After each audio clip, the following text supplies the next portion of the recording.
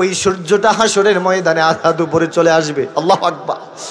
হাসরের ময়দানে মানুষ পেরেশান হয়ে যাবে, মানুষ কাঁদতে কাঁদতে হাসরের ময়দানে চিৎকার দিতে থাকবে। নিজের সন্তান বাবার কাছে যাবে, ছেলে বাবার কাছে যাবে, কি বলবে, বাবা গো আজকে হাসরের ময়দানে এত ভয়ঙ্কর শাস্তি আমার সহ্য হচ্ছে না, তুমি আমাকে একটু সাহায্য করো। নিজের জন্মদাতা বাবা সেই দিন ছেলেকে অস্বীকার করবে।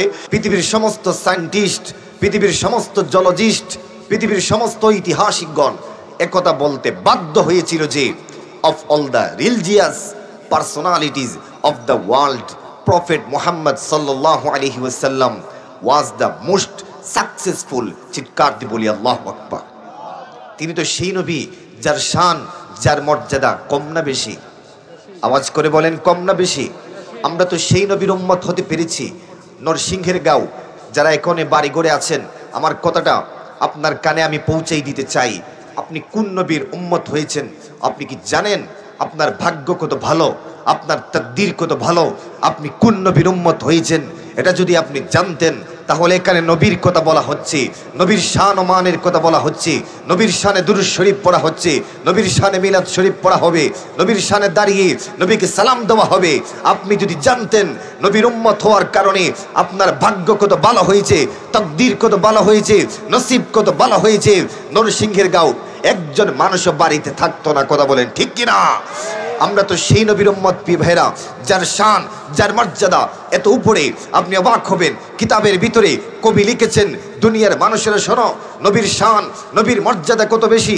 শোনো, লা ইউমকিনু সানাউ কামা কানা হাক্কুহু বা'দা খুদা বুজুরতুহি কিসসা মুখতাসার। আল্লাহর পরে যার শান, আল্লাহর পরে যার মর্যাদা গোটা পৃথিবীর সবার উপরে, তিনি আর কেহ নয়, তিনি আর কেহ নয়। তিনি আদম নবী নয়, তিনি মূসা নবী নয়, তিনি ঈসা নবী নয়, তিনি হচ্ছেন মদিনার নবী, তিনি হচ্ছেন কামলিওয়ালা, তিনি হচ্ছেন হায়াতুন নবী, তিনি হচ্ছেন জিন্দা নবী। নরসিংহের গাঁওবাসী, চুনারুঘাটবাসী, আপনি কি জানেন কোন নবীর উম্মত হয়েছেন? আপনার শান কত বেশি? কোন নবীর উম্মত হয়েছেন? আপনার মর্যাদা কত বেশি? আপনি তো জানেন না। সহিহ আল বুখারী খুলেন, স্পষ্ট হাদিস এসেছে। হাদিসের রাবি হচ্ছেন মুকাতিল বিন সুলাইমান, যিনি সহিহ আল বুখারীর সুপ্রসিদ্ধ একজন রাবি। সেই সহিহ আল বুখারীতে একটা হাদিস এসেছে। হাদিসটি হচ্ছে সাইয়্যিদুনা মূসা এই পৃথিবীর সর্বশ্রেষ্ঠ একজন নবী ছিলেন। ৭০,০০০ বনি ইসরাঈল নবীদের সরদার ছিলেন সাইয়্যিদুনা মূসা। সেই সাইয়্যিদুনা মূসা যখন তাওরাত কিতাব খুলতেন, তাওরাত কিতাব খুলে উম্মতে মুহাম্মাদের শান, উম্মতে মুহাম্মাদের মর্যাদা যখন তিনি দেখতেন, তখন সাইয়্যিদুনা মূসা আল্লাহর কাছে দোয়া করতেন যে আল্লাহ, উম্মতে মুহাম্মাদের এত শান, উম্মতে মুহাম্মাদের এত মর্যাদা, উম্মতে মুহাম্মাদের এত পাওয়ার, মালিক তুমি উম্মতে মুহাম্মাদি আমি মূসার উম্মত বানিয়ে দাও। সুবহানাল্লাহ, পড়ে সুবহান। এই দোয়া মূসা নবী একবার নয়, দুইবার নয়, তিনবার নয়, চারবার নয়, পাঁচবার নয়, সাতবার নয়, প্রায় আট বার মূসা নবীর মতো পয়গম্বর, যিনি তুর পাহাড়ে আল্লাহর সাথে সরাসরি কথা বলেছেন, কোরআনে কারীম খুলেন, যিনি আল্লাহকে ডেকে বলছিলেন রব্বি আরিনি, আল্লাহ আমাকে দেখা দাও, আমি দেখতে চাই, দেখতে চাই, দেখতে চাই। আল্লাহ কয় মূসা লান তারানি, দেখা সম্ভব নয়, সম্ভব নয়। মূসা নবী বারবার আল্লাহর কাছে দরখাস্ত করে, আল্লাহ বারবার নিষেধ করে, সর্বশেষে আল্লাহ যখন দেখা দিলেন, কোরআনে কারীমে এসেছে ফালাম্মা তাজাল্লা রাব্বুহু লিল জাবালি জাআলাহু দাক্কাও ওয়া খাররা মূসা সাইকা। মূসা নবী বেহুশ হয়ে গেলেন। সেই মূসা নবী যিনি সরাসরি আল্লাহর সাথে কথা বলতেন, সেই মূসা নবী উম্মতে মুহাম্মাদের শান, উম্মতে মুহাম্মাদের মর্যাদা দেখে অবাক হয়ে উম্মতে মুহাম্মাদীদেরকে নিজের উম্মত বানানোর জন্য আল্লাহর কাছে দরখাস্ত করে যে আল্লাহ, উম্মতে মুহাম্মাদীদেরকে আমি মূসার উম্মত বানিয়ে দাও, উম্মতে মুহাম্মাদীদেরকে আল্লাহ আমি মূসার উম্মত বানিয়ে দাও, উম্মতে মুহাম্মাদীদেরকে আমি মূসার উম্মত বানিয়ে দাও। আল্লাহ কয় না, এটা সম্ভব না, সম্ভব না। এরা তো আমার হাবিবের উম্মত, এরা তো আমার রাসূলের উম্মত, এরা তো আখিরি নবীর উম্মত। মূসা নবী এই দোয়া একবার নয়, দুইবার নয়, সহিহ আল বুখারীর হাদিস সাক্ষী, মূসা নবী এই দোয়া করেছেন ৮ বার। ডান হাত তুলে বলি আল্লাহু আকবার। মূসা নবী ৮ বার দোয়া করলেন। আল্লাহ যখন দোয়া কবুল করে না, হাদিসে এসেছে হাত্তা তামান্না মূসা আইয়াকুনা মিন উম্মতি মুহাম্মদ। চুনারুঘাটবাসী, নরসিংহের গাঁওবাসী, তুমি জানো কোন নবীর উম্মত হয়েছো, তোমার শান কত বেশি, তোমার ভাগ্য কত বেশি। মূসা নবী যখন ৮ বার আল্লাহর কাছে দোয়া করে উম্মতে মুহাম্মাদীদেরকে নিজের উম্মত বানানোর জন্য, আল্লাহ দোয়া কবুল করে না, দোয়া কবুল করে না, দোয়া কবুল করে না। নভেম্বর মূসা নবী দোয়া পরিবর্তন করে বলে আল্লাহ, উম্মতে মুহাম্মাদি যেহেতু তুমি আমাকে দিবে না, আমি মূসাকে উম্মতে মুহাম্মাদি বানিয়ে দাও। চিৎকার দিয়ে বলি আল্লাহু আকবার। প্রিয় ভাইরা, আপনি অবাক হবেন, এই কথা সাইয়্যিদুনা ঈসা জানতেন। আল হাওয়াইলিল ফাতওয়াতে এসেছে মুসা নবী যে উম্মতে মুহাম্মাদি নিজের উম্মত বানানোর জন্য আল্লাহর কাছে দোয়া করেছিলেন, এই কথাটি ঈসা নবী জানতেন। এই জন্যই তো ঈসা নবী দুনিয়াতে এসেই আল্লাহর কাছে বলেছেন, আল্লাহ আমি উম্মত চাই না, আমি উম্মত চাই না, আল্লাহ আমি উম্মত চাই না, আমি ঈসাকে উম্মতে মুহাম্মাদি বানিয়ে দাও, উম্মতে মুহাম্মাদি বানিয়ে দাও, উম্মতে মুহাম্মাদি বানিয়ে দাও। এই জন্য তো ঈসা নবী আখিরি নবীর উম্মত হওয়ার জন্য ষষ্ঠ আসমানে আছেন। কিয়ামতের আগে ঈসা নবী দুনিয়াতে আসবেন উম্মতে মুহাম্মাদি হওয়ার জন্য। নরসিংহেরবাসী, চুনারুঘাটবাসী যারা বাড়ি করে আছেন, আপনার বিবেকের কাছে আমি প্রশ্ন রাখতে চাই, যেই নবীর উম্মত হওয়ার জন্য মুসার মতো নবী আল্লাহর কাছে দরখাস্ত করে, যেই নবীর উম্মত হওয়ার জন্য ঈসার মতো নবী আল্লাহর কাছে দরখাস্ত করে, তুমি বিনা দরখাস্তে উম্মতে মুহাম্মাদি হয়েছো। একদিনও আল্লাহর কাছে বলো নাই যে আল্লাহ আমাকে উম্মতে মুহাম্মাদি বানাও, একদিনও দরখাস্ত করো নাই। বিনা দরখাস্তে আল্লাহ তোমাকে উম্মতে মুহাম্মাদি বানিয়েছেন। আর সেই নবীর প্রশংসা এখানে করা হচ্ছে। তুমি বাড়িতে বসে আছো, বাড়িতে বসে আছো, বাড়িতে বসে আছো, কিয়ামতের মাঠে নবীকে কেমনে জবাব দিবে? কিয়ামতের মাঠে নবীকে কেমনে চেহারা দেখাবে? কবরে তো তোমার মা যাবে না, কবরে তো তোমার বাবা যাবে না, কবরে তো তোমার সন্তান যাবে না, কবরে তো তোমার স্ত্রী যাবে না। নরসিংহের বাসী আওয়াজ করে বলেন, কবরে আমার নবী যাওয়ার ক্ষমতা আছে না নাই? আর জুলে চিৎকার দিয়ে বলেন, আছে না নাই? কারা কারা বিশ্বাস করেন দেখি হাত তোলেন। নারে তাকবীর, নারে রিসালাত। বলেন আল্লাহ রাসূল যেখানে, বলেন আল্লাহ রাসূল যেখানে, কোরআন হাদিস যেখানে, মারহাবা বলেন, মারহাবা। প্রিয় ভাইরা, এইভাবে যদি আমি আমার নবীর শান মর্যাদার কথা বলা শুরু করি, রাত শেষ হয়ে যাবে, সময় একেবারে কম। এই জন্য আমি সংক্ষিপ্তভাবে বলতেছি। প্রিয় ভাইরা, আমার নবীর তো শান এত বেশি, আর আমার নবী তো উম্মতের মায়ায় একটা রাতও বিছানার মধ্যে ঘুমাতেন না, উম্মতের মায়ায় একটা রাতও বিছানার মধ্যে ঘুমাতেন না, উম্মতের মায়ায় একটা রাতও বিছানার মধ্যে ঘুমাতেন না। এখন আমার নবী মদিনার রওজাতে উম্মতের জন্যে চোখের পানি ছেড়ে ছেড়ে, চোখের পানি ছেড়ে ছেড়ে রসুল কাঁদতেছেন। হাদিস সাক্ষী, রসুল বলেছেন, হায়াতি খায়রুল লাকুম লিআন্নী উহাদ্দিসু লাকুম ওয়া মামাতি খায়রুল লাকুম তুরাদু আলাইয়া আমালাকুম। নরসিংহেরবাসী, তুমি জানো আখিরি নবীর উম্মত হওয়ার কারণে তোমার ভাগ্য কত ভালো, তোমার নসিব কত ভালো। আমি তারেক আহমদ ফারুকি নবী নবী কেন বলি, নুরুল হক জিহাদি সাহেব নবী নবী কেন বলে, আমির হোসেন রায়পুরি সাহেব নবী নবী কেন বলে? কারণ হচ্ছে আমার নবী তোমার মায়ায়, তোমার মায়ায়, তোমার জন্য মদিনার রওজাতে এখনো তোমার জন্য কান্দে। নবীজি বলে, আমি নবী দুনিয়াতে থাকা তোমাদের জন্য যেমন উত্তম, আমি নবী দুনিয়া থেকে চলে যাওয়া এটাও তোমাদের জন্য উত্তম। সাহাবাই কিরাম জিজ্ঞেস করলেন, ইয়া রাসূলুল্লাহ, ইয়া নবী আল্লাহ, ইয়া হাবিব আল্লাহ, কিভাবে? আপনি তো দুনিয়াতে ছিলেন, আমরা বড় ভাগ্যবান, আপনাকে দেখেছি। যারা আপনাকে দেখেছে তারা সাহাবী হয়ে গিয়েছে। ইয়া রাসূলুল্লাহ, যারা আপনার নূরানি চেহারা মোবারক দেখেছে তারা তো সাহাবী হয়ে গিয়েছে। ইয়া রাসূলুল্লাহ, যারা আপনাকে দেখেছে তারা তো সাহাবী হয়ে গিয়েছে। আপনি রাসূল দুনিয়া থেকে চলে যাবেন, আমরা তো আপনাকে দেখবো না, আমাদের ভাগ্য কেমনে ভালো হবে? রসুল কয়, সাহাবীরা চিন্তা করো না, চিন্তা করো না, টেনশন করো না, তুমি আমার উম্মতদেরকে জানিয়ে দিবে ১৫০০ বছর পরেও যারা আমি নবীর নাম শুনবে, যারা আমার জন্য পাগল থাকবে, যারা নামাজ পড়বে, রোজা রাখবে, হজ করবে, যাকাত দিবে, আমার নাম শোনার পরে ঘর থেকে বের হয়ে মসজিদের সামনে মাহফিলে বসে ইয়া রাসূলুল্লাহ, ইয়া নবী আল্লাহ, ইয়া হাবিব আল্লাহ বলে বলে চিৎকার মারবে, তোমাদের প্রত্যেকটা কথা ফেরেশতারা আমার রওজাতে পৌঁছেই দিবে। সুবহানাল্লাহ পড়ে সুবহান। তোমাদের প্রত্যেকটা কথা আমার রওজাতে পৌঁছে যাবে, পৌঁছে যাবে। আমি রাসূল যখন দেখব তোমাদের আমলনামায় নামাজ আছে, রোজা আছে, হজ আছে, যাকাত আছে, তোমরা আমার নবী নাম শোনার পরে চুমু দিয়েছিলে, আমার নাম শোনার পরে জীবন দেওয়ার জন্য প্রস্তুত ছিলে, আমার নাম শোনার পরে ঘরে থাকো নাই, মাহফিলে চলে এসেছো। আমি রাসূল যখন এগুলা দেখব তোমাদের পক্ষ থেকে আল্লাহর কাছে শুকরিয়া আদায় করব, শুকরিয়া আদায় করব, শুকরিয়া আদায় করব। পাশাপাশি উম্মত, আমি রাসূল যখন দেখব তোমরা আমার উপর দুরূদ পড়ো নাই, মিলাদ পড়ো নাই, আমার নাম শোনার পরও মাহফিলে যাও নাই, আমি যখন দেখব তোমরা নামাজ পড়ো নাই, রোজা রাখো নাই, তোমাদের পক্ষ থেকে আমি রাসূল মালিকের কাছে দরখাস্ত করব আল্লাহ যেন তোমাদেরকে মাফ করে দেয়। সুবহানাল্লাহ পড়ে সুবহান। পেবেরা, সেই নবীর উম্মত হওয়ার কারণে আমাদের ভাগ্য ভালো না খারাপ? আওয়াজ করে বলেন, ভালো না খারাপ? এজন্য যারা বাড়ি ঘরে আছেন প্রিয় ভাইরা, মাহফিল চলে যাচ্ছে, আসেন দুই একটা মেসেজ আপনাদের সাথে শেয়ার করি। হয়তো হতে পারে এই মাহফিল আপনার জন্য নাজাতের উসিলা হয়ে যেতে পারে। আজকে যদি মারা যান, কালকে আপনাকে কবরে রাখা হবে, যে কবর অন্ধকার কবর, যেখানে মা যায় না, ছেলে যায় না।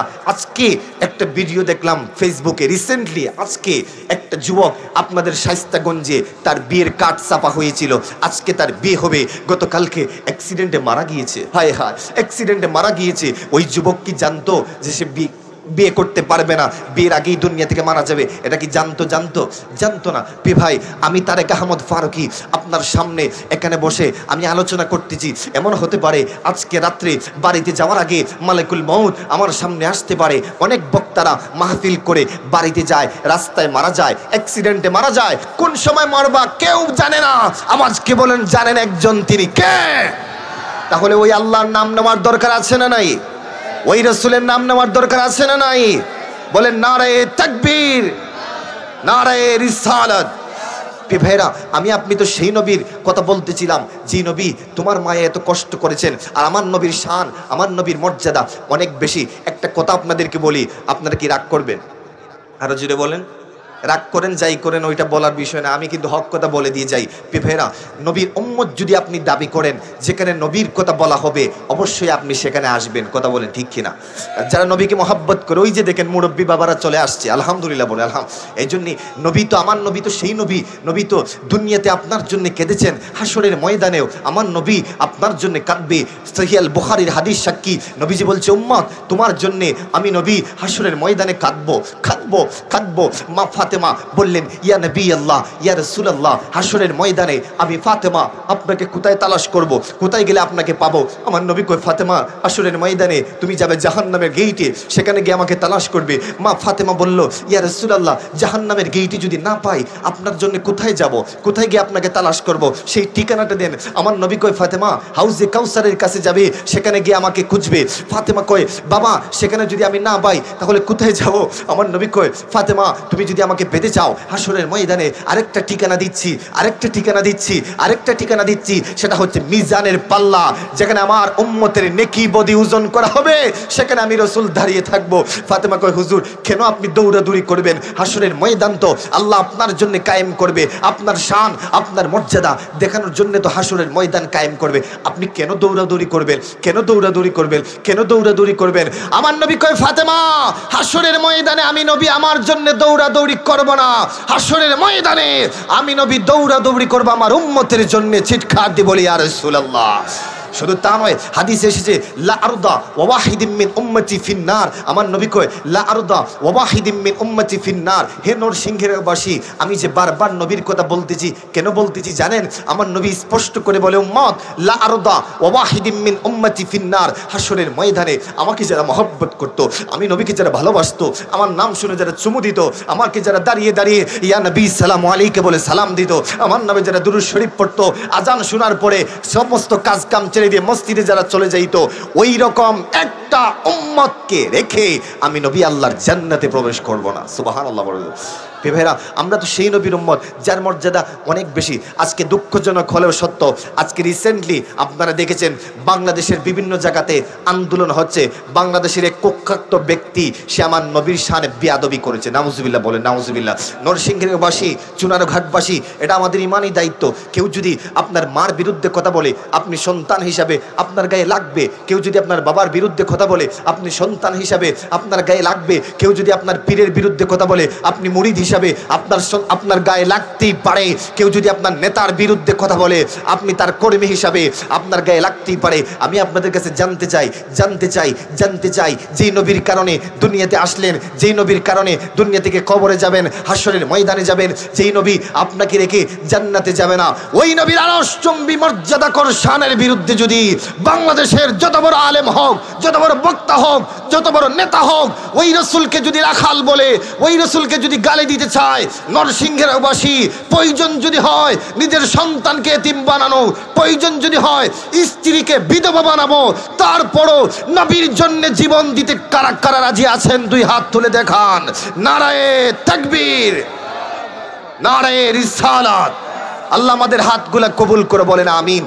আরো জোরে বলেন আমিন। প্রিয় ভাইরা, আমার নবী তো সেই নবী যার শান, যার মর্যাদা অনেক বেশি। কোরআনে কারিমের একেবারে শুরু থেকে শেষ পর্যন্ত আমার নবীর শান, আমার নবীর মর্যাদা, আপনি অবাক হয়ে যাবেন। আমি একটা তথ্য দেই, আপনারা জানেন এখানে মাদ্রাসার অনেক স্টুডেন্টরা আছে, তোমরা জানো যে আরো 29টি হরফ আছে, যে 29টি হরফ দিয়ে গোটা 30 পারা কোরআনে কারিম লেখা হয়েছে। সেই 29টি হরফের প্রতিটি অক্ষরেই আমার নবীর শান বিদ্যমান, আমার নবীর শান বিদ্যমান, আমার নবীর শান বিদ্যমান। আমি যদি একটা একটা করে বলি তাহলে শুনতে পারবেন। যেমন আলিফ, আলিফকে যদি প্রশ্ন করেন আলিফ আমার নবীর শান কেমন বলো, আলিফ বলবে আলিফ ने कहा अल्लाह का हबीब आया, बा ने कहा बान इस्लाम आया, ता ने कहा ताजदार मदीना आया, सा ने कहा सरवत वाला आया, जिम ने कहा जलीलुल कदर आया, हा ने कहा हबीब किब्री आया, खा ने कहा खातमुन नबीन आया, दाल ने कहा दू जहां का वली आया, जाल ने कहा जालिकल किताब कहने का आया, रा ने कहा रहमतुल लिल आलमीन आया, जा ने कहा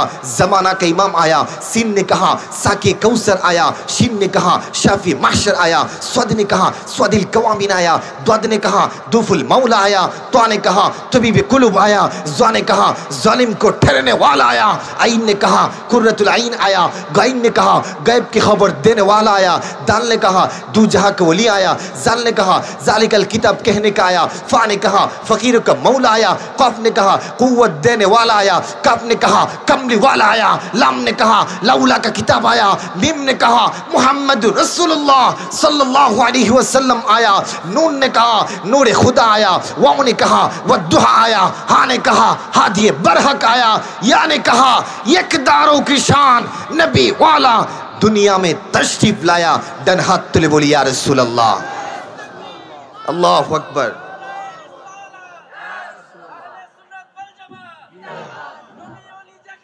আমরা আছি সেখানে, মারহাবা বলেন মারহাবা। দেখেন আমার ভাইয়ের ভিতরে ইমানি জজবা আছে, আলহামদুলিল্লাহ বলেন। ইমানি জজবা যদি থাকে, মানুষ কম থাকলেও ওই জজবা সোনার মদিনায় পৌঁছে যাবে। সুবহানাল্লাহ বলে সুবহান।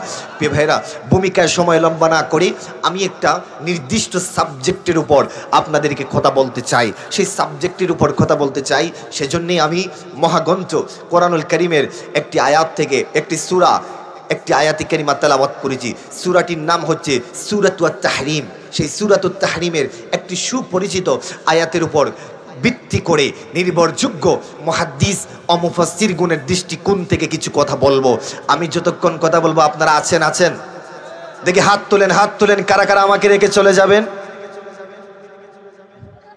কেউ যাবেন না তো? মারহাবা বলেন মারহাবা।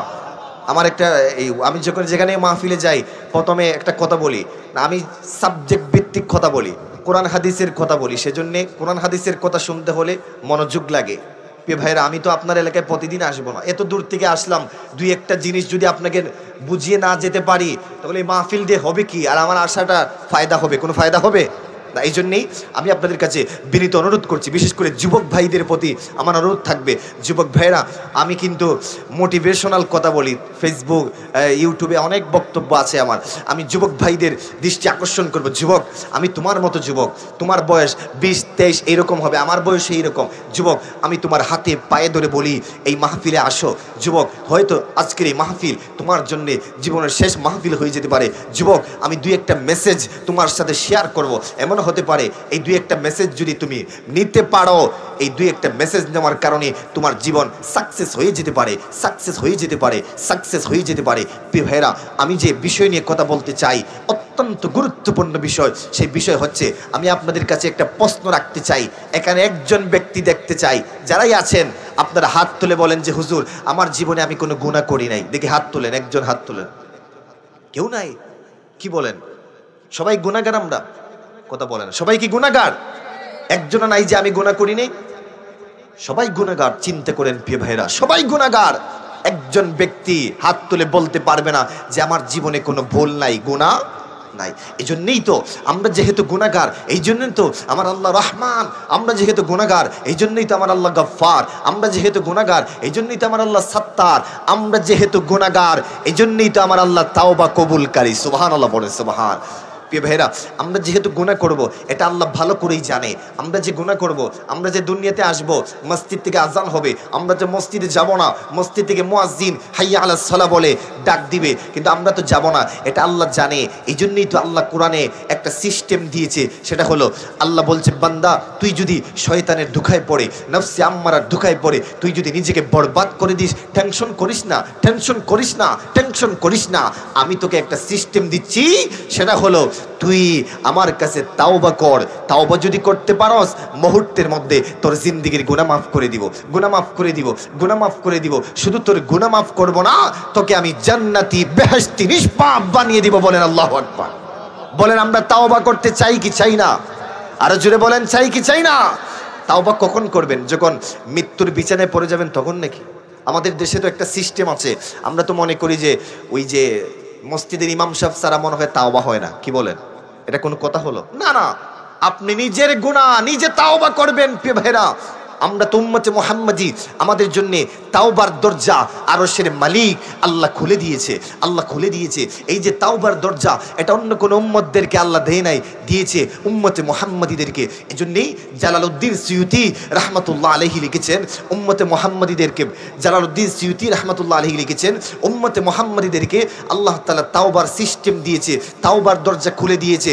উম্মতে মুহাম্মাদি কিয়ামতের 160 বছর পূর্বে পশ্চিম দিক থেকে যখন সূর্য উঠবে, ওই সূর্য ওঠার আগে উম্মতে মুহাম্মাদি যদি গুনাহ করতে করতে পাহাড় পরিমাণ যদি গুনাহ করে ফেলে, গুনাহ করতে করতে যদি সাগরের ফেনা পরিমাণ যদি গুনাহ করে ফেলে, ভুল করতে করতে যদি তার জীবন বরবাদ করে দেয়, আর যদি আল্লাহর কাছে রাতের আধারে উঠে আল্লাহকে বলে, মালিক আমি তো বুঝতে পারি নাই, আমি তো অন্যায় করেছি, শয়তানের ধোঁকায় পড়ে, নফসে আম্মারার ধোঁকায় পড়ে, মালিক আমি তোমার কাছে ভিক্ষা চাই, আমাকে মাফ করো, আমাকে মাফ করো, আমাকে মাফ করো। জালালউদ্দিন সিয়ুতি রাহমাতুল্লাহ আলাইহি বলেন, উম্মতে মুহাম্মাদি আল্লাহর কাছে মাফ চাইতে দেরি হবে, আল্লাহ মাফ করতে দেরি করবে না। জোরে বলেন সুবহান। আবার আওয়াজ করে বলেন, আমরা তাওবা করতে চাই কি চাই না?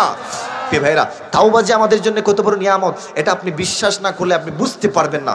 আল্লাহ তাআলা কত বড় নিয়ামত আমাদেরকে দিয়েছেন তাওবা। আপনি কি গুনাহ করেছেন? যুবক, তুমি কি হতাশ হয়ে গিয়েছো যে হুজুর আমি তো অনেক পাপ করেছি, আমি অনেক অন্যায় করেছি? আমি বলবো, তুমি কিসের অন্যায় করেছো, কিসের ভুল করেছো? তোমার চাইতেও আর বড় বড় গুনাহগার দুনিয়াতে ছিল।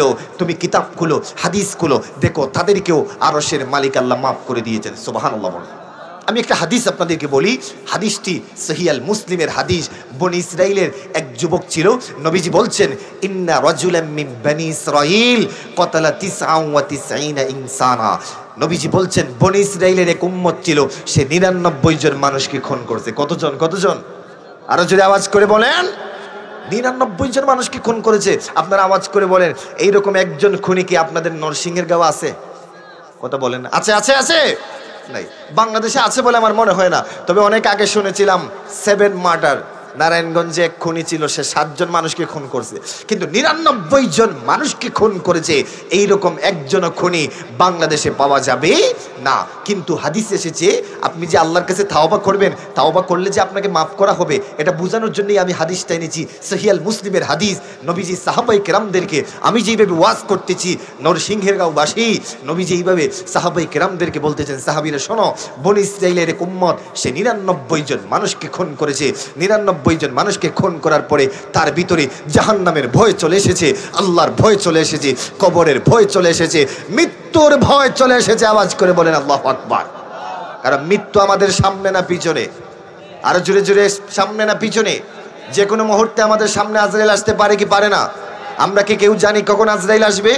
এই জন্য সবাই দিন নরম করে আমার সাথে একটা গজল বলেন, আমার মরণের কত দিন বাকি আমি জানিলাম না গো, আল্লাহ মরণের। বাবার একটু দিলটা নরম করেন না, মৃত্যুর কথাটা একটু স্মরণ করেন, বলেন আমার মরণের।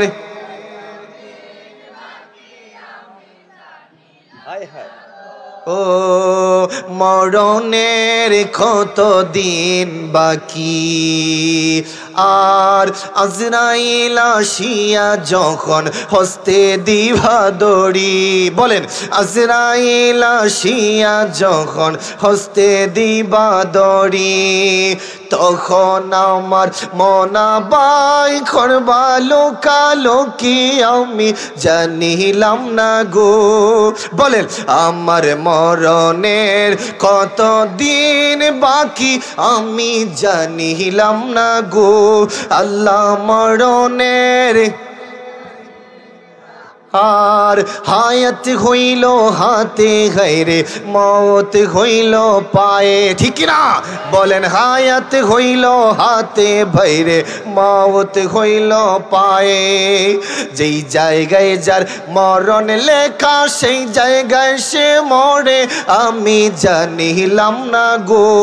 আল্লাহ মরণের কত দিন বাকি, বলেন শেষবারের মতো বলেন আমরার মরণ কত দিন বাকি আমরা জানিলাম না গো। আল্লাহ মরণের শেষবারের মতো বলেন না আমরার মরণের কত নিলাম না গো। আল্লাহ মরণের পেমায়না গভীর মনোযোগ। নবীজি হাদিস শরীফের মধ্যে বলেছেন সেই উম্মতের কথা নবীজি বলছেন বনি ইসরাইলের 99 জন মানুষকে খুন করার পরে ওই ব্যক্তির ভিতরে জাহান্নামের ভয় চলে এসেছে, কবরের ভয় চলে এসেছে, আল্লাহর ভয় চলে এসেছে। ভাইরাম আল্লাহর ভয় যদি আপনার ভিতরে তৈরি হয়ে যায় আপনি যত বড় গুনাহ করেন না কেন আর গুনাহ করতে পারবেন না। এই জন্য আপনি যদি নামাজ পড়ার ইচ্ছা যদি না হয়, রোজা রাখার ইচ্ছা যদি না হয়, আপনার ভিতরে আল্লাহর ভয় ঢুকিয়ে ফেলেন। আল্লাহর ভয় যদি আপনার ভিতরে চলে আসে অবশ্যই আপনি নামাজি হয়ে যাবেন, পরহেজগার হয়ে যাবেন, এতে কোনো সন্দেহ নাই। প্রিয় ভাইরাম আরেকটা ঘটনা আপনাদেরকে বলি, বিভিন্ন কিতাবে ওই ঘটনাটি উল্লেখ আছে। হযরত মুসা নবীর আমলে এক ব্যক্তি ছিল, তার নাম ছিল কিফ, এক যুবক ছিল, তার নাম ছিল কিফ। তার একটা খাসলত ছিল, সে প্রতিদিন বাজারের মধ্যে যাইতো, সুন্দরী রূপসী একজন নারীকে টাকার বিনিময়ে আনতো, বাড়িতে এনে ওই নারীর সাথে সে কুকর্ম করতো। নাউজুবিল্লাহ বলেন, নাউজুবিল্লাহ, জিনা করতো। কিতাবের মধ্যে এসেছে মুসা নবীর ওই উম্মত কিফ এত বড় গুনাহগার ছিল, তার জীবনে এমন কোন গুনাহ নাই যেই গুনাহ কিফ করে নাই। গুনাহ করতে করতে নিজের জীবনকে বরবাদ করে দিয়েছিল। কিন্তু দেখেন আল্লাহর ভয় তাকে কি করেছে, একটু গভীর মনোযোগ দিয়ে শোনেন।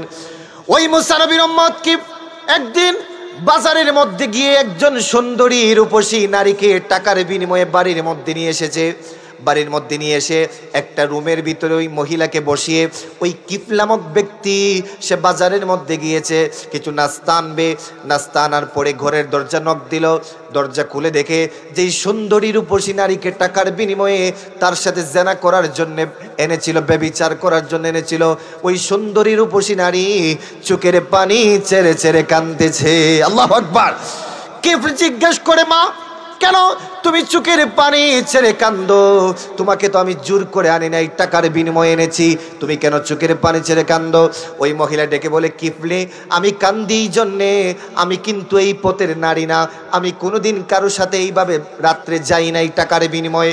কিন্তু রে কিফ আজকে তুই আমাকে টাকার বিনিময়ে এনেছিস, আমি এসেছি একটি কারণে, সেই কারণ হচ্ছে আমার জনম দুঃখিনী মা যিনি আমাকে লালন পালন করেছেন তিনি অসুস্থ, ওনার টাকা লাগবে, সেই জন্য আমি চিন্তা করলাম আমি সন্তান বেঁচে থাকবো, আবার মা টাকার জন্যে ওষুধ কিনতে পারবে না, মারা যাবে, এটা আমি বরদাস্ত করতে পারবো না, সেই জন্যে আমি টাকার বিনিময়ে তোর কাছে দেহ বিক্রি করতে রাজি হয়ে গিয়েছি।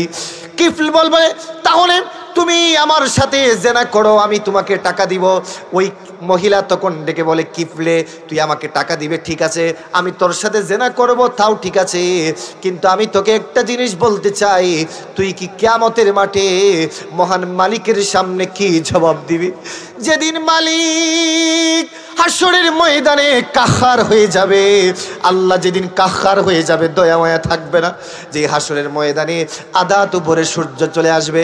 নরসিংহবাসী আজকে যদি গরম সূর্য উঠে তুমি বাড়িতে চলে যাও, কিন্তু তুমি জানো হাসরের ময়দানে বর্তমানে সূর্য হচ্ছে 9,30,00,000 মাইল উপরে, ওই সূর্যটা হাসরের ময়দানে আদাত উপরে চলে আসবে। আল্লাহু আকবার। হাসরের ময়দানে মানুষ পেরেশান হয়ে যাবে, মানুষ কাঁদতে কাঁদতে হাসরের ময়দানে চিৎকার দিতে থাকবে। নিজের সন্তান বাবার কাছে যাবে, ছেলে বাবার কাছে যাবে, কি বলবে, বাবা গো আজকে হাসরের ময়দানে এত ভয়ঙ্কর শাস্তি আমার সহ্য হচ্ছে না, তুমি আমাকে একটু সাহায্য করো। নিজের জন্মদাতা বাবা সেই দিন ছেলেকে অস্বীকার করবে। মেয়ে মার কাছে যাবে, বলবে মা দুনিয়াতে তুমি আমাকে অনেক মহাব্বত করেছো, অনেক ভালোবেসেছো, আজকে হাসরের ময়দানে তুমি আমাকে একটু সাহায্য করো। মা সেই দিন মেয়ের পরিচয় দিবে না, স্বামী স্ত্রীর কাছে যাবে, স্ত্রী স্বামীর কাছে যাবে, কেউ কারো পরিচয় দিবে না। হাসরের ময়দানে মানুষেরা পানির জন্যে চিৎকার দিয়ে দিয়ে কাঁদতে থাকবে। আল্লাহ সেদিন কাহার হয়ে যাবে, ওই হাসরের ময়দানে কেউ কারো পরিচয় দিবে না। ওই মহিলা কিফকে বলতেছে, কিফলে আমি ওই দিনের ভয় করতেছি যেই দিন মহান মালিকের সামনে দাঁড়িয়ে তোকেও জবাব দিতে হবে, আমাকেও জবাব দিতে হবে। কিফলে তাই নাকি? বলে হ্যাঁ, হাসরের ময়দানে আল্লাহর সামনে দাঁড়িয়ে জবাব দিতে হবে। বলে হ্যাঁ। এই কথা বলার সঙ্গে সঙ্গে কিফলের ভিতরে জাহান্নামের ভয় চলে এসেছে। আল্লাহু আকবার। কিফিলের ভিতরে আল্লাহর ভয় চলে এসেছে, কিফিলের ভিতরে হাসরের ময়দানের ভয় চলে এসেছে। কিফ বলবে ঠিক আছে, হাসরের ময়দানে মালিকের সামনে দাঁড়িয়ে যেহেতু জবাব দিতে হবে, তোমার সাথে যদি আমি জেনা করি তাহলে তো হাসরের ময়দানে জবাব দিতে হবে, আমি আর তোমার সাথে জেনা করব না, তোমাকে যেই টাকা দেওয়ার কথা নিয়ে এসেছিলাম সেই টাকা তুমি নিয়ে বাড়িতে চলে যাও। ওই কিফ আল্লাহর ভয় আসার কারণে ওই মহিলার সাথে জেনা করে নাই, ব্যভিচার করে নাই, মহিলাকে কিছু টাকা দিয়ে তার বাড়িতে দিয়ে এসেছে। আল্লাহু আকবার বলে। আল্লাহ কি ওই মহিলার সাথে জেনা করে নাই, ব্যভিচার করে নাই, আল্লাহর ভয় যখন চলে এসেছে ওইদিকে কি মহিলাকে বাড়িতে রেখে রাত্রেবেলা ঘরের মধ্যে দরজা বন্ধ করে চোখের পানি ছেড়ে ছেড়ে আল্লাহর কাছে কাঁদতেছে। সবাই দিল নরম করে করে আমার সাথে সাথে বলেন, গোনার বুঝা মাথায়, আওয়াজ দিয়ে বলেন, কান্তেছি। দিলটা নরম করেন না বাবারা, চোখের পানিটা ছাড়েন না, মাহফিল আপনার জন্য নাজাতের উসিলা হয়ে যাবে, আল্লাহ জিন্দেগীর গুনাহ মাফ করে দিতে পারে। বলেন, গোনার বোঝা মাথায়, আল্লাহ মাফ করে দাও মাবুদ মাওলা। বলেন বলেন, মাফ করে দাও। আপনাদের কষ্ট হচ্ছে নাকি? কষ্ট হচ্ছে না? এই কথাগুলি শোনার দরকার আছে না নাই? বলেন বলেন, গোনার বোঝা মাথায়, আল্লাহ কান্তেছি, মাফ করে দাও মাবুদ মাওলা। কি সে দরজা বন্ধ করে এইভাবে আল্লাহর কাছে কাঁদতেছে যে আল্লাহ আমি তো অনেক বড় গুনাহ করেছি, ভুল করেছি, তোমাকে চিনি নাই, আজকে যেহেতু তোমার ভয় চলে এসেছে আজ আমি তাওবা করলাম, আমার জিন্দেগীর সব গুনাহ তুমি ক্ষমা করো আল্লাহ, সব গুনাহ ক্ষমা করো আল্লাহ, সব গুনাহ ক্ষমা করো। কি এইভাবে আল্লাহর কাছে বলতেছে আর চোখের পানি ছাড়তেছে, চোখের পানি ছাড়তেছে, চোখের পানি ছাড়তেছে। নরসিংহবাসী মনে রাখবেন, একটি কথা আমি আপনাদেরকে আজকে বলি, এটা আমি আমার ব্যক্তিগত কথা নয়, হাদিসের কথা। মনে রাখবেন, সব বেতা যেতে পারে, চোখের পানি বেতা যেতে পারে না। সব বেতা যেতে পারে, চোখের পানি যেতে পারে না।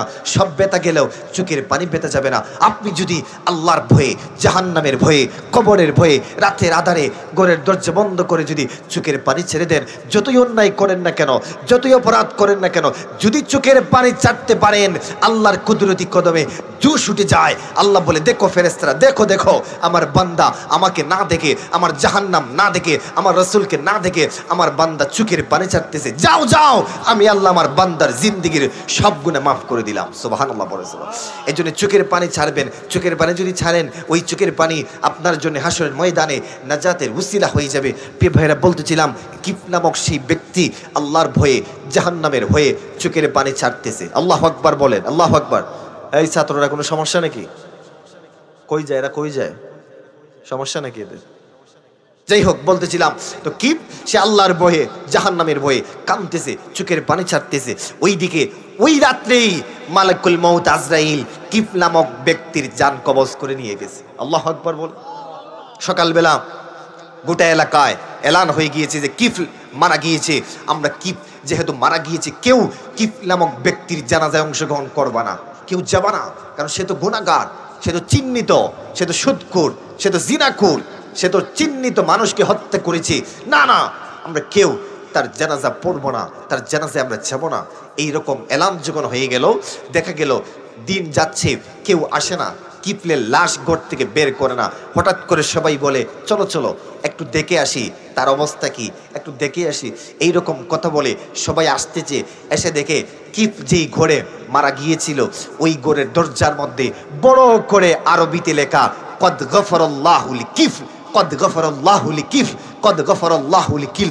সবাই অবাক হয়ে গেল, এখানে বড় করে আরবিতে কে লিখলো? আল্লাহ লিখে দিয়েছেন ফেরেশতাদের মাধ্যমে, আমার বান্দা কিফ তার জিন্দেগীর সব গুনাহ আমি মাফ করে দিয়েছি। আর জুড়ে বলেন সুবহান। মানুষ তো পাক, সবাই মুসা নবীর কাছে গেছে, হুজুর কি ব্যাপার? কি তার জীবনে তো কোনোদিনও দেখি নাই ভালো কাজ করতে, কি ব্যাপার হুজুর?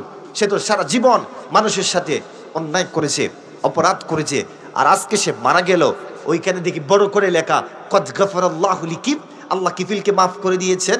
ওইটা কেউ জানে না, মুসা নবী ওটা জানে না।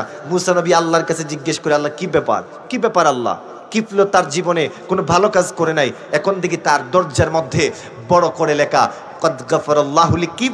তখন আল্লাহ সেই ঘটনা বললেন যে মুসা, আমার বান্দা কিফ গতকাল রাত্রে আমার ভয়ে জিনা ছেড়ে দিয়েছে, আমার ভয়ে সারা রাত চোখের পানি ছেড়ে ছেড়ে কেঁদেছে, আর তার চোখের পানি আমার কাছে এমনভাবে কবুল হয়েছে, তার গতকাল রাত্রের কান্নার কারণে গোটা জিন্দেগীর গুনাহ আমি মাফ করে দিয়েছি। আর জোরে বলেন সুবহান। এজন্য তাওবা করবো আমরা কার কাছে? প্রিয় ভাইরা, বলতেছিলাম ওই যে বনি ইসরাইলের উম্মত 99 জন মানুষকে খুন করেছে, এটা আমার ব্যক্তিগত কোনো কথা নয়। এই হাদিসটি সহিহ আল মুসলিমের হাদিস, নবীজি নিজেই বলেছেন ওই বনি ইসরাইলের উম্মত 99 জন মানুষকে খুন করেছে। 99 জন মানুষকে খুন করার পরে তার ভিতরে জাহান্নামের ভয় চলে এসেছে। ওই বনি ইসরাইলের উম্মত 99 জন মানুষকে খুন করার পরে তার ভিতরে আল্লাহর ভয় চলে এসেছে। এবার সে বলে আর আমি কাউকে খুন করব না, এবার দেখি আমাকে কি আল্লাহ মাফ করে নাকি, তাওবার কোনো ব্যবস্থা আছে নাকি।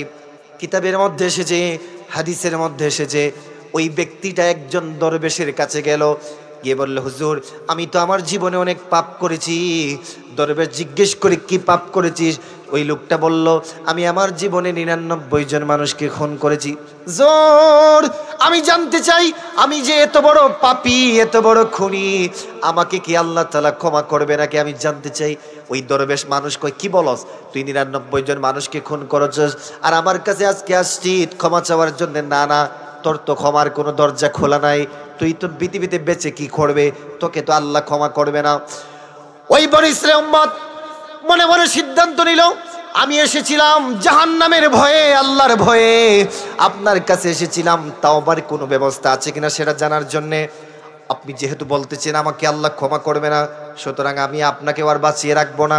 কিতাব প্রমাণ করে ভিতর থেকে তার পকেট থেকে তরবারি বের করে ওই দরবেশের মাথার মধ্যে আঘাত করে দরবেশের মাথা 2 খণ্ডিত করে ফেলছে। আল্লাহু আকবার। এতদিন করেছিল 99, এখন হচ্ছে 100। কত?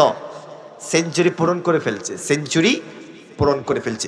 এবার ওই বনি ইসরাইলের উম্মত তার ভিতরে জাহান্নামের ভয় আরো বেড়ে গিয়েছে। হায় হায়, এতদিন সাধারণ মানুষকে খুন করলাম আর আজকে একজন দরবেশ মানুষকেও আমি খুন করলাম, সুতরাং আমার মতো পাপী, আমার মতো অপরাধী কি আর কেউ আছে নাকি?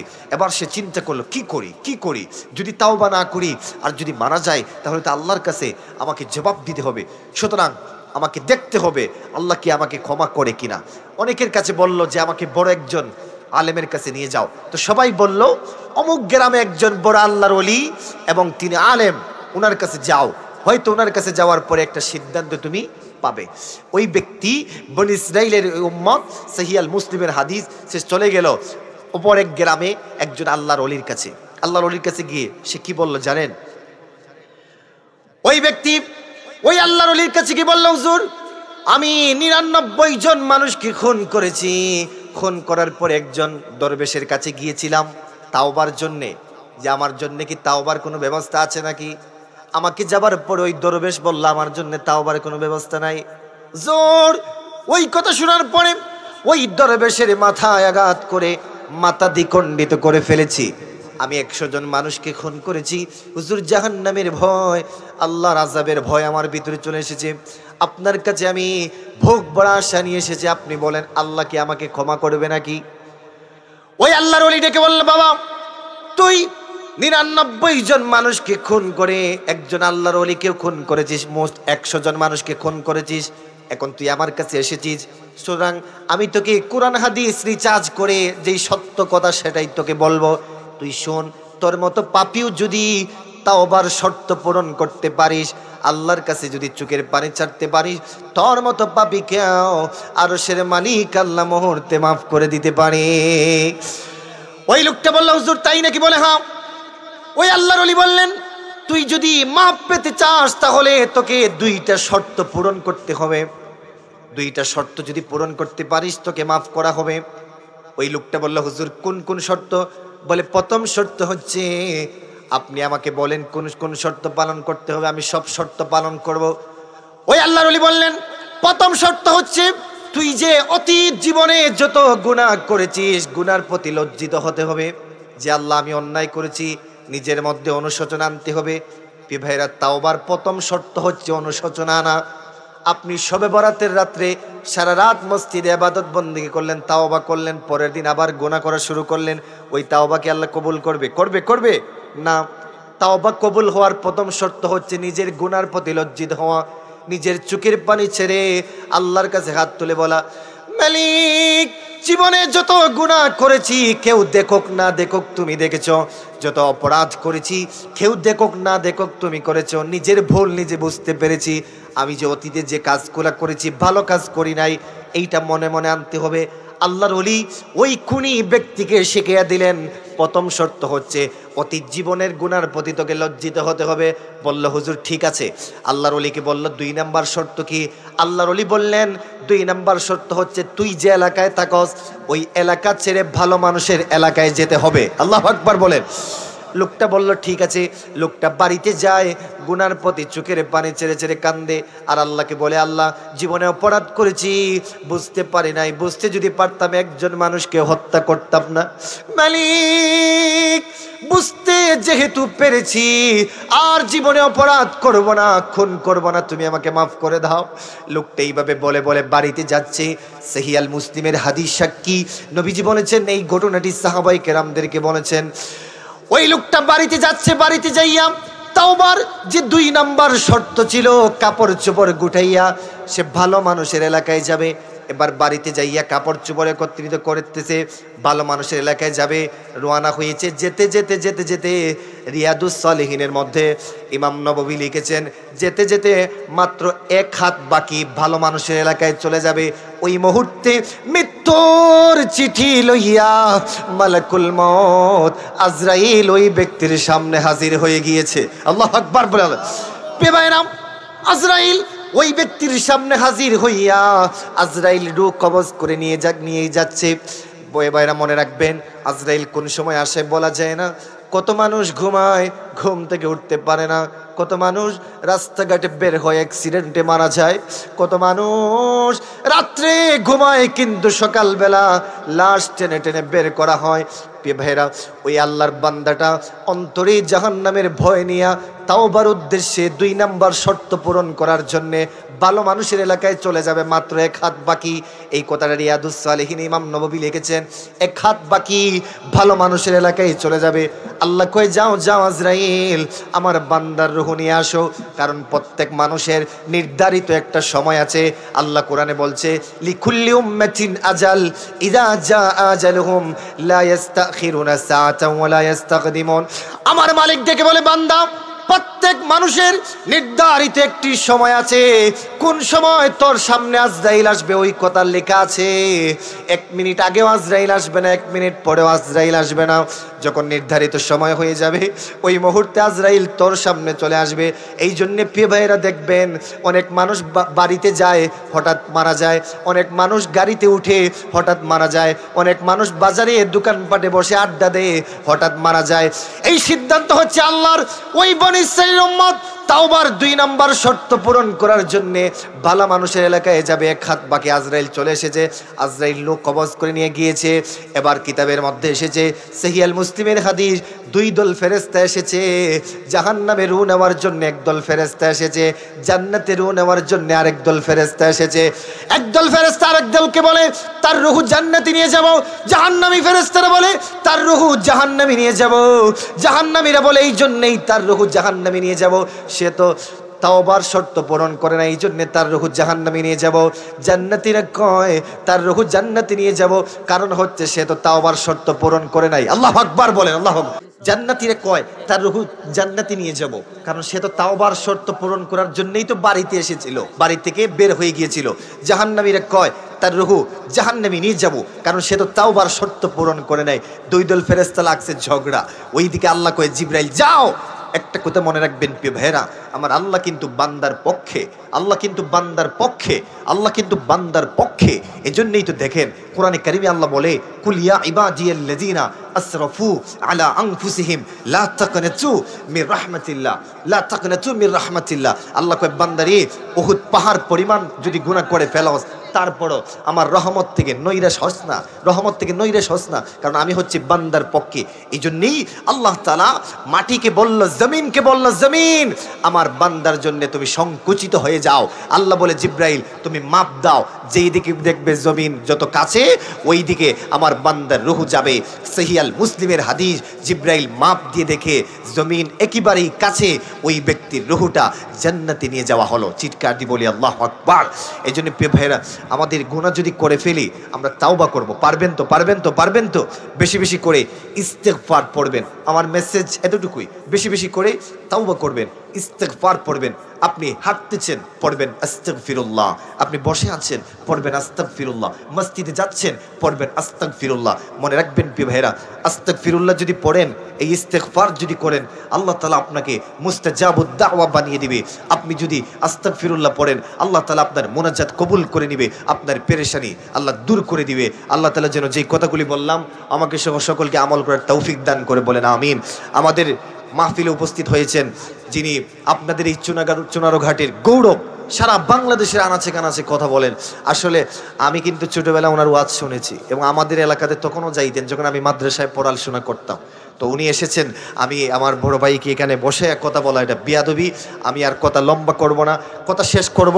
তবে একটা কথা আপনাদেরকে বলি, আমার একটা বই বের হয়েছে, এই বইটি অনেক গুরুত্বপূর্ণ। বিশেষ করে বইটির নাম হচ্ছে আয়াতে মুশাব্বাহাতুল কোরআন ও হাফিজ সাহেবদের সাধারণ জ্ঞান। আমি অদম বিভিন্ন দিন থেকে বিভিন্ন বিষয়ে গবেষণা করে এই বইটি লিখেছি। যারা হিফজ মাদ্রাসায় পড়ে তাদের জন্য বইটা খুবই ইম্পর্টেন্ট। এই বইটাতে অনেক গুরুত্বপূর্ণ তথ্য দেওয়া হয়েছে যারা হিফজ মাদ্রাসায় পড়ে। আর হাফিজি ছাড়াও সাধারণ যদি কেউ এই বইটা নিতে চান নিতে পারেন। এখানে সালাতুত তাসবিহ নামাজ, এশরাকের নামাজ, চাষ্টের নামাজ, কোরআন থেকে প্রায় 105টা সাধারণ জ্ঞান আর অনেক কিছু এই বইটিতে দেওয়া হয়েছে। বইটি আপনারা চাইলে নিতে পারেন। আমি যে কথাগুলি বললাম আল্লাহ তাআলা যেন সকলকে আমল করার তৌফিক দান করে। বিশেষ করে আমার শফিক ভাই, ওনাকে যেন আল্লাহ কবুল করেন, আপনাদের মসজিদকে যেন আল্লাহ কবুল করেন আমিন। দাওয়াহুম ফিহা সুবহানাকাল্লাহুম্মা ওয়া তাহিয়াতুহুম ফিহা সালাম ওয়া আখিরু দাওয়াহুম আনিল হামদুলিল্লাহি রাব্বিল আলামিন।